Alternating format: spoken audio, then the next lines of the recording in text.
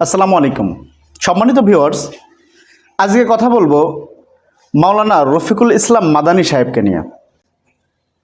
মাওলানা রফিকুল ইসলাম মাদানী বয়সে আমার থেকে যথেষ্ট পরিমাণ ছোট হবেন, কিন্তু উনি অল্প বয়সেই বেশ ভাইরাল হয়ে গিয়েছেন, আলোচিত হয়ে গিয়েছেন এবং বিগত সরকারের আমলে উনি মাজলুম হয়েছেন। ওনার উপরে অনেক জুলুম করা হয়েছে, নির্যাতন করা হয়েছে, যার জন্য ওনার প্রতি সিম্পতি, দয়া, মহব্বত, ভালোবাসা সব কিছুই আমার আছে। কিন্তু আসলে কিছু কিছু বিষয় আছে যেই বিষয়গুলা ছাড় দেওয়া যায় না। দেখেন, সাম্প্রতিক উনি কয়েকটি কথা বলেছেন, অত্যন্ত গরম কথা বলেছেন। এই ক্লিপটা আপনারা একটু শোনেন, মন্দিরের বিষয়টা নিয়ে উনি কি বলেন। ইমান আনছে কি মন্দির পাহারা দেওয়ার জন্য নাকি? এটা কি এতটুকু গায়রত নাই আমাদের? ইব্রাহিমের চেতনা ছিল মূর্তি ভাঙার চেতনা, আর আজকে কি কয় মাদ্রাসা ছাত্ররা গিয়ে কি পাহারা। ডক্টর আফম খালিদ হাসান, যিনি ধর্ম উপদেষ্টা, ওনাকে নিয়ে উনি যে মন্তব্য করতেছেন যে উনি ধর্ম উপদেষ্টা হয়ে এরকম কথা কেন বললেন, অথচ আল্লামা মামুনুল হক সাহেব দেখেন কি বলে। যত ইচ্ছা মূর্তি বানান, ভাঙ্গা তো দূরের কথা, আমরা পাহারা দিব।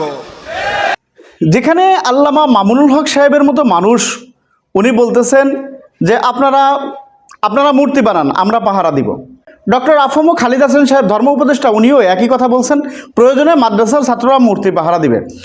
অথচ যত অ্যালার্জি এই মাওলানা রফিকুল ইসলাম মাদানী সাহেবের। উনি সাম্প্রতিক সময়ে বেশ কয়েকজন আলেমকে নিয়ে কটূক্তি করেছেন। চরমনায়ের পীর সাহেবকে নিয়ে, নায়েবে আমিরকে নিয়ে উনি কটূক্তি করেছেন। তাছাড়াও আরও কয়েকজন, ফরিদুদ্দিন মাসুদ সাহেব সহ অনেককে নিয়ে উনি বর্তমান সময়ে কটূক্তি করেছেন। দেখেন, সমালোচনা করার জন্য সেই যোগ্যতা আসলে আপনার পৌঁছা লাগে। এখন যদি আমি আপনাকে বলি বেশি হয়ে যাবে, তা আসলে সমালোচনা করার মতো বয়স এবং যোগ্যতা আপনার হয়নি। ডক্টর আফম খালিদ হাসান সাহেবের মতো লোকের সমালোচনা করার জন্য আপনার আরও জ্ঞান দরকার এবং আরও বয়স দরকার।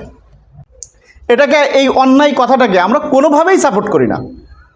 ইতিপূর্বে আপনার প্রতি ভালোবাসা ছিল, শ্রদ্ধা ছিল, মহাব্বত ছিল, কিন্তু আপনার এই উদ্যত কথার কারণে আপনার প্রতি সেই জিনিসটা কিন্তু নষ্ট হয়ে যাচ্ছে। আপনি কিন্তু রিমান্ডের ভিতরে প্রশাসনের লোকের কাছে বলেছেন, স্যার মাইক ধরলে আমার মাথা ঠিক থাকে না, আমি কি দেখি বলি আমি নিজেই জানি না। তখন আপনি কিন্তু এটা বলছেন।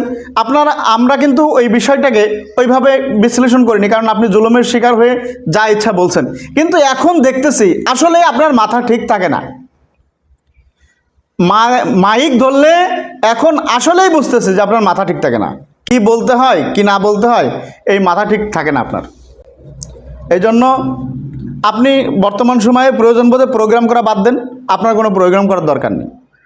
আপনি যদি কথা গুছিয়ে না বলতে পারেন, তা আপনার এই মুহূর্তে প্রোগ্রাম করার দরকার নেই। কারণ আপনি যত প্রোগ্রাম করবেন আস্তে আস্তে কিন্তু এই আপনার জনপ্রিয়তাটা নষ্ট হবে। কারণ আমি কিন্তু কওমির সন্তান, আমি আপনাকে ভালোবাসি, মহব্বত করি। এই জন্য বলতেছি যে আপনার এখনও অনেক দূর জ্ঞানের গভীরতার বাকি রয়েছে, আপনি আরও শেখেন, আপনি তওবা করেন, ফিরে আসেন। যেখানে আল্লামা মামুনুল হক সাহেব যে কথা বলতেছেন, যেখানে ধর্ম উপদেষ্টা আফম খালিদ হাসান সাহেব যে কথা বলতেছেন, আপনি তাদের সমালোচনা করতেছেন, তাদের বিরুদ্ধে আপনি কথা বলতেছেন। আর চরমনার পীর সাহেবের মতো লোকের, চরমনার পীর সাহেব ইসলামের জন্য যে খেদমতটা করেছেন, ওনারা এখনও ইসলামের জন্য যেভাবে কাজ করে যাচ্ছেন, আপনার মতো লোকের, অন্তত আপনার মতো লোকের সমালোচনা করার যোগ্যতা, ওনাদের মতো লোকের সমালোচনা করার যোগ্যতা আপনার অন্তত এখনো হয়নি। চরমনার পীর সাহেবের যদি সমালোচনা করতে হয়, তাহলে দেশের শীর্ষস্থানীয় ওলামায়ে কিরাম আছেন, তিনারা করবেন।